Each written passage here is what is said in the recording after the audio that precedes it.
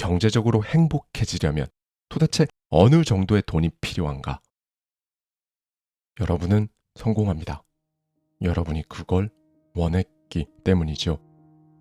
안녕하세요. 하와이 대저택입니다. 네, 여러분. 정말 많은 분들이 예판 이후 많이 기다려 주셨는데요. 오늘 이 책 밤과 나침반의 정식 출간일입니다. 이제 오늘부터 실물책을 받아보실 수 있습니다. 여러분, 살면서 부는 받을 준비가 된 사람에게 찾아온다라는 말 한 번쯤 들어보신 적 있을 거예요. 그렇죠? 그럼 여기서 가장 중요한 부분이죠. 도대체 부를 받을 준비라는 것이 무엇이고 어떻게 해야 되는 건가? 오늘은 이 부분에 대해 제가 정말 쉽고 명확하게 말씀드릴 건데요. 책 밤과 나침반에 담겨있는 인사이트를 가져와서요. 여러분들과 함께 생각해보고 싶은 부분들을 말씀드리도록 하겠습니다. 무대책, 낙천주의자로 살았던 나에게 돈은 그날 이후 갑자기 생존의 문제로 다가왔다. 부자가 되고자 노력을 하면 무엇을 얻을까요? 돈만 얻는 것이 아닙니다. 더 나아진 자기 자신을 얻게 됩니다. 돈을 공부하는 과정에서 내가 더 크게 성장하지요. 돈은 그 사이 성장한 나에게 걸맞게 따라 붙는 것입니다. 과거 직장인 시절에 저는 평일엔 회사에 출근하고 주말엔 쉬는 삶을 살았습니다. 말 그대로 참 별다를 것 없는 삶을 무한 반복하며 살았습니다. 그러다 문득 주변을 보니 다들 뭔가를 하고 있었습니다. 가장 기억에 남는 일은 미국 주식을 하고 있다는 동료의 말이었습니다. 테슬라 주식을 샀다고 하더군요. 10년도 더 전 일이었습니다. 1,000만 원 정도만 샀어도 지금 3억 원이 넘습니다. 당시 주변에 미국 주식을 하는 사람은 거의 없었기에 동료의 말은 저에게 충격이었습니다. 제가 얼마나 몰랐는지 아십니까? 미국 주식을 사려면 미국 영주권이나 시민권이 있어야 하는 줄 알았습니다. 아니면 금융당국 어딘가에 허가를 받고 승인된 후에야 거래가 가능한 줄 알았지요. 우리나라에서 미국 주식을 바로 살 수 있다는 사실 자체를 몰랐던 겁니다. 부동산 쪽도 무지하기는 마찬가지였습니다. 저와 동갑인 직원이 집을 2채나 갖고 있었습니다. 월급이 비슷한데 어떻게 그게 가능하냐고 물었더니 갭 투자를 했다는 겁니다.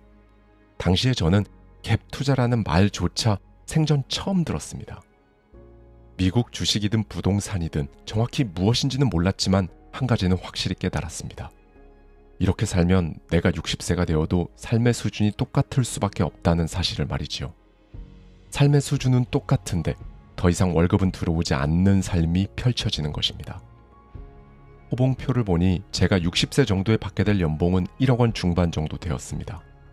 하지만 당시 1억 원에 비해 제가 60세가 된 시점의 1억 원은 훨씬 적은 돈일 것입니다. 인플레이션을 고려하면 오히려 연봉이 줄어들 수도 있겠다는 생각에 이르렀지요. 겉보기엔 안정적이었지만 심각하게 정체된 삶이었습니다. 정신이 번쩍 들었습니다. 이 세상 최고의 우량 자산이 무엇인지 알아내다. 단순히 돈은 많으면 많을수록 좋겠지, 언젠가는 좀 많아지겠지 하며 무대책 낙천주의자로 살았던 저에게 돈은 그날 이후 갑자기 생존의 문제로 다가왔습니다. 퇴직 후에도 살아야 할 날은 길었고 일상을 지탱하려면 지금과는 다른 삶을 준비해야 한다는 걸 직감했습니다. 우선 어느 정도의 돈이 있어야 하는지 생각했습니다. 막연하게 100억 원이 있었으면 좋겠다가 아니라 회사에 다니지 않고도 충분히 생활하려면 얼마가 필요한지 계산했습니다. 지금부터 얼마를 모아야 하고 그걸 위해 돈을 어떻게 운영할지, 현금 흐름은 어떻게 만들지, 정확히 어디에 투자해야 할지 고민했습니다. 부동산에 투자하려면 어떤 것부터 공부해야 하지? ETF는 뭐고? 주식과 채권은 어떻게 다른 건가? 금리는 단순한 이자가 아닌데 정확한 개념은 뭐지? 이런 기초적인 질문부터 하나씩 정리하기 시작했습니다. 책도 읽고 강의도 듣고 관련된 사람에게 조언도 구했습니다. 몸을 만드는데 재미를 붙이면 누가 옆에서 뭐라고 하지 않아도 스스로 운동하고 식단을 관리하게 됩니다. 돈을 공부하니 생각의 깊이와 시선의 높이가 달라졌습니다. 자연스레 어떻게 살아야 할까를 고민하게 되었습니다. 처음 경험하는 일이었습니다. 깊어진 생각으로 안 하던 행동을 하기 시작했고 높아진 시선으로 보니 세상이 완전히 다르게 보였습니다. 그렇게 궁극적으로 나라는 사람 자체가 변했습니다. 가장 먼저 소비 습관이 바뀌었습니다. 당시 텔레비전 홈쇼핑에서 36개월 할부로 산 프라다 백팩을 메고 출퇴근했습니다. 처음 샀을 때 정말 기뻤기에 무척이나 아끼며 메고 다녔습니다. 그런데 투자를 통해 등기 권리증을 갖게 되니 명품 가방을 산 기쁨과는 차원이 달랐습니다. 더 이상 브랜드 로고로 나의 사회적 위치를 홍보하지 않아도 되었습니다. 남이 나를 어떻게 보느냐보다 내가 나를 어떻게 생각하는가, 이 말이 정확히 어떤 느낌인지 알게 되었지요. 이 느낌을 알게 되면 과거로 절대 돌아갈 수 없습니다. 그러는 사이 보유 자산도 점차 늘어갔습니다. 돈을 공부하면서 저는 나 자신을 공부했습니다. 돈은 열매였고 그 뿌리는 나 자신이었습니다. 뿌리가 건강해야 좋은 열매를 거둔다는 사실을 이제는 잘 알고 있습니다. 최고의 우량주는 나 자신이다. 트위터를 시작한 것도 이 무렵 직장인 시절이었습니다. 미국 주식을 하면서 늘 팀 쿡, 일론 머스크, 제프 베이조스, 마크 저커버그 같은 이들이 무슨 말을 하는지 궁금했습니다. 이들이 한 말이 우리나라의 기사로 나오기까지는 보통 6시간에서 길게는 12시간 정도가 걸렸습니다. 조금이라도 빨리 소식을 접하고 싶었지요. 당시 트위터로 저에게 상담을 요청한 분이 있었습니다. 강남에서 유명한 1타 강사였고 재산도 수백억 원을 모았다고 했습니다. 그동안 오직 1타 강사가 되기 위해 소위 영혼을 갈아 넣으면서 살았다고 합니다. 그런데 최근 대치동 유명 학원을 떠나 신규 온라인 교육 플랫폼으로 옮겼다고 했습니다. 수입은 훨씬 줄었지만 이제부터라도 자신이 원하는 삶을 한번 살아보고 싶다고 했지요. 그럼에도 강남 최고 1타 강사라는 타이틀이 사라지면서 한물간 퇴물이 된 기분이 들어 이렇게 살기로 한 결정이 과연 맞는 걸까라는 의구심을 떨칠 수 없다고 했습니다. 저는 이렇게 말했습니다. 강남 1타 강사라는 타이틀, 고수입 다 좋습니다. 하지만 선생님은 지금 본인이 자신을 최고의 우량주라고 자신있게 말할 수 있으신지요? 그렇게 생각하십니까? 제가 이렇게 말한 이유는 과거에 저 역시 같은 고민을 했기 때문입니다. 아무리 미국 우량주에 투자하고 좋은 부동산을 보유하더라도 자산이라는 것은 본래 오르락 내리락하기 마련입니다. 전쟁이 날 수도 있고 예상치 못한 전염병이나 국내외 정치 문제도 발생합니다. 알 수 없는 모든 변수를 통제할 수는 없습니다. 내가 최고 우량주가 아니라 내 주식이나 부동산이 최고 우량주라면 상황에 따라 나는 휘둘릴 수밖에 없습니다. 경기에 따라 역전세가 발생하거나 공실이 발생하고 주식시장이 폭락하면 일상이 뿌리채 흔들리니까요. 그래서 저는 나 자신이 최고의 우량주가 되어야 한다고 결심했습니다. 내가 최고 우량주라면 내가 가진 부동산이나 주식은 나를 서포트할 뿐 이것에 휘둘리지 않습니다. 백만장자 시크릿의 저자인 하버 에커 역시 이런 메시지를 강조합니다. 결국 중요한 것은 무엇을 갖느냐가 아니라 누가 되느냐입니다. 이 누구는 회사의 직책도 아니고 내가 가진 아파트나 빌딩, 주식도 아닙니다. 내가 어느 정도 레벨이 되는 사람인지, 내가 몸담고 있는 혹은 몸담고자 하는 분야에서 어느 정도 전문성을 갖추었는지가 중요합니다. 부동산, 주식, 코인, 그 어떤 자산이든 시장 상황에 따라 출렁입니다. 그러나 나라는 사람, 내가 가진 역량과 태도, 살아온 시간 속에 축적된 경험은 쉽게 사라지지 않습니다. 하버 에코가 그랬지요. 성공은 기술이 아닌 무의식의 청사진, 즉 마인드셋에서 비롯된다 라고 말입니다. 우리는 지금까지 스스로도 모르게 무의식에 설치된 소프트웨어대로 살아왔을 뿐입니다. 앞으로 어떤 소프트웨어를 설치하고 살아가느냐에 따라 완전히 다른 결과를 만들 수 있습니다. 경제적으로 행복해지려면 도대체 어느 정도의 돈이 필요한가? 경제적으로 행복해지려면 도대체 어느 정도의 돈이 필요할까요? 만약 그 기준이 강남 대형 평수 아파트, 별장, 고가의 수입차 몇 대, 매년 외국 휴양지에서 한 달 살기, 최고급 위스키와 와인, 캐비어라면 솔직히 말씀드리겠습니다.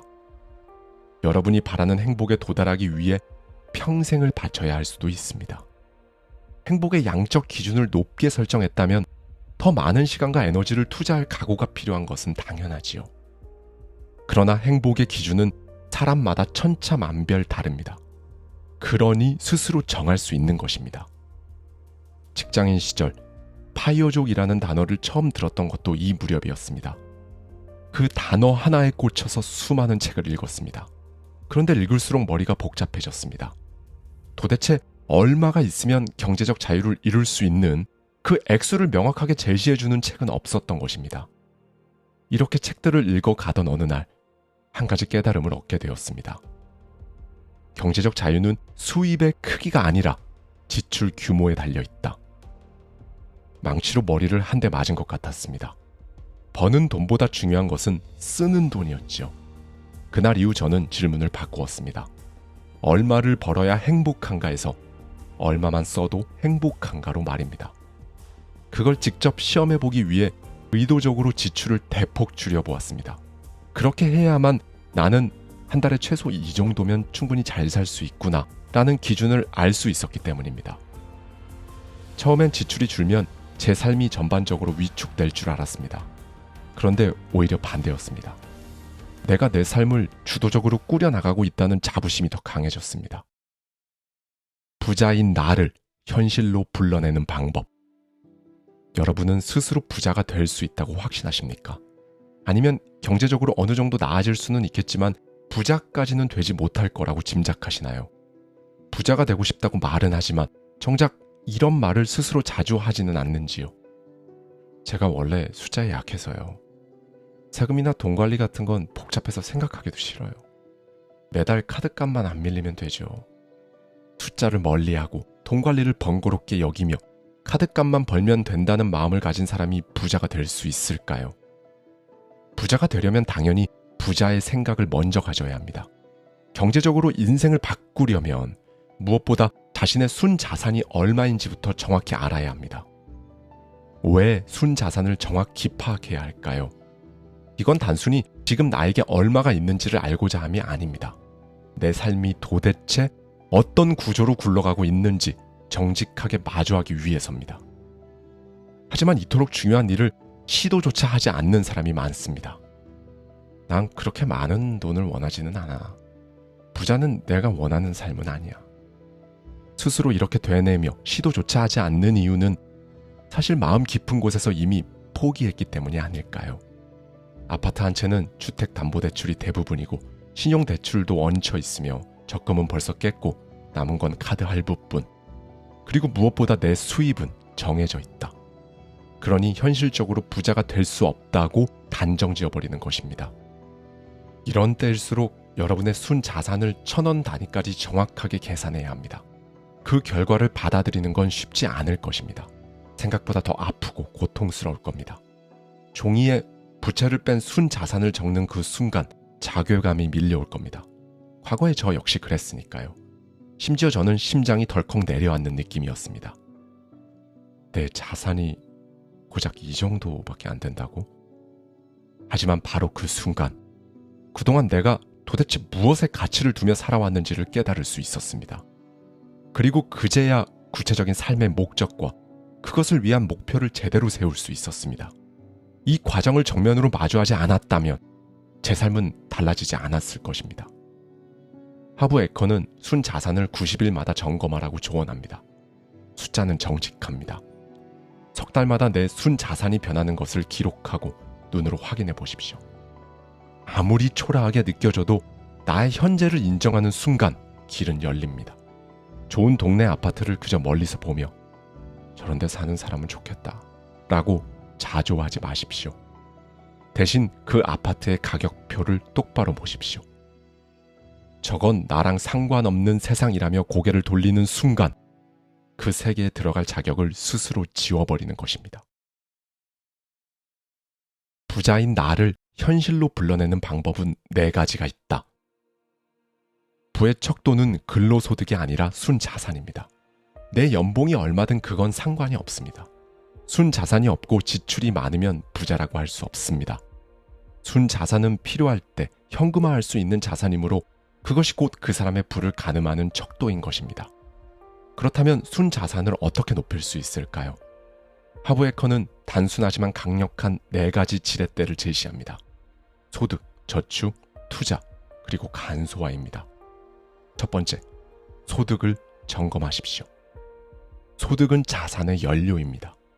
우리가 돈에 대해 고민할 때 대부분은 더 벌어야겠다라는 말부터 꺼냅니다. 분명 소득은 부의 시작점이자 연료입니다. 하지만 많은 사람들은 소득 자체에만 집중한 나머지 그 뒤의 흐름을 놓칩니다. 하브 에커는 수입원을 늘려라 라고 말하지 않습니다. 대신 소득의 질을 점검하라고 강조합니다. 이게 도대체 무슨 의미일까요? 즉, 정기적으로 들어오는 수입인지, 나의 시간과 몸을 갈아넣지 않아도 지속 가능한 구조인지, 내가 일을 멈췄을 때도 유지되는 수입인지 점검하라는 것입니다. 자기 시간과 에너지를 갈아넣는 근로소득만으로는 부자가 되기 어렵습니다. 자고 있어도, 여행 중이어도, 일을 전혀 하지 않아도 돈이 들어오는 구조를 만들어야 합니다. 예를 들면 배당금, 임대수익, 사업수익, 저작권이나 지적재산권 같은 것들이지요. 이것이 없다면 우리는 단지 고소득 노동자일 뿐입니다. 두 번째, 먼저 떼어놓으십시오. 많이 버는 사람일수록 자신의 경제 규모가 커졌으니 당연히 많이 쓸 수밖에 없다는 착각에 빠지기 쉽습니다. 그러나 진짜 부자들은 소비가 아니라 저축을 중요하게 여깁니다. 한 달 수입에서 10%라도 꾸준히 먼저 떼어놓는 그 습관이 여러분의 미래를 바꿔줄 것입니다. 어떤 사람들은 절약해서 남은 돈을 모으는 것이라고 생각합니다. 하지만 부자들은 반대로 수익에서 일정액을 먼저 떼어놓고 남은 돈으로 어떻게든 생활합니다. 이 단순한 순서의 차이, 이것이 삶 전체를 바꿉니다. 세 번째, 돈이 나 대신 일하게 하는 투자를 활용하십시오. 내가 돈을 일하게 하지 않으면 돈이 평생 나를 일하게 만듭니다. 투자는 돈이 나보다 더 부지런한 종업원이 될 수 있다는 사실을 받아들이는 경험입니다. 즉, 내가 돈을 벌 수 있는 유일한 사람은 아니라는 것을 깨닫는 경험이죠. 물론 모든 투자가 성공적일 수는 없습니다. 하지만 투자를 외면하면 실패할 기회조차 생기지 않습니다. 부자가 되는 문 앞에서 서성일 뿐 안으로는 들어가지도 못하는 셈이죠. 적은 금액이라도 좋습니다. 심지어 적금보다 낮은 수익률을 기록했어도 좋습니다. 그렇게 경험하고 배워가며 자신의 투자 철학과 가치관이 생기는 것이니까요. 네 번째, 간소화하십시오. 간소화라는 단어를 들으면 절약, 긴축 혹은 금욕을 떠올리는 분들도 있을 것입니다. 그러나 진정한 간소화란 우선순위에 충실한 삶입니다. 정말 중요한 것에 에너지를 집중하고 나머지는 과감히 덜어내는 것이죠. 간소화된 삶은 결정 피로를 줄여주고 감정적 소비의 유혹에 빠지지 않게 합니다. 그렇게 확보된 시간과 집중력은 다시 투자 공부, 소득 증가, 삶의 질 향상으로 이어지지요. 떠밀리며 살아가는 것이 아닌 스스로 내가 이걸 진짜 원하는가라는 질문을 던지는 것, 그리고 내가 설정한 방향으로 가는 것. 이것이 바로 진짜 부자로 가는 간소화 과정입니다. 아무리 돈을 많이 벌고 좋은 회사에 다닌다 해도 정작 내가 원하는 삶이 무엇인지 잘 모른 채 살아가는 경우가 많습니다. 보이는 것만으로 자신을 평가하면 언젠가는 반드시 내면부터 뿌리채 흔들립니다. 명품으로 온몸을 두르고 고급차를 타고 다녀도 내 속이 비어 있다면 스스로도 자신이 진짜 부자는 아니라는 것을 압니다. 이것이 바로 부자의 외형을 입은 마음속 빈곤입니다. 누군가는 이게 현실이야 라고 말합니다. 자신은 현실을 정확히 알고 있고 헛된 망상 따위는 하지 않고 현실적으로 산다고 합니다. 그러나 현실 인식이라는 말을 오해하지 않았으면 합니다. 현실을 직시하라는 말은 차가운 절망에 익숙해지라는 뜻이 아닙니다. 오히려 정확하게 직면할수록 인생의 설계도가 선명해지지요. 현재의 위치를 정확히 알아야 앞으로 갈 방향을 정할 수 있으니까요. 다른 세계에 존재하는 당신은 행복한가? 제가 직장인이던 시절, 회사 창밖으로 보이던 고급 아파트 단지는 늘 남의 세상이었습니다. 그 아파트의 시세가 얼마인지 검색조차 하지 않았습니다. 그걸 알아보는 것조차 마음이 불편했기 때문입니다. 하지만 부에 대한 생각이 달라지면서 제 행동도 변했습니다. 부동산 어플을 켜고 시세를 확인하며 살고 싶은 동네의 평균 가격을 조사하고 부지런히 발품을 팔며 임장을 다녔습니다. 두려움 속에서 외면할 때는 철옹성 같기만 했던 대장 아파트가 어느 순간 현실 가능한 숫자로 다가왔습니다. 나와는 전혀 상관없는 세상이라 여겼던 공간이 생각보다 빠르게 제 삶 안으로 들어온 것이지요. 이 변화의 배경에는 순자산을 늘려가려는 꾸준한 노력이 있었습니다. 만약 제 연봉만 생각하며 저곳은 평생 내 집이 될 수 없어라는 잘못된 믿음을 순순히 받아들였다면 지금과는 전혀 다른 인생을 살고 있을 겁니다.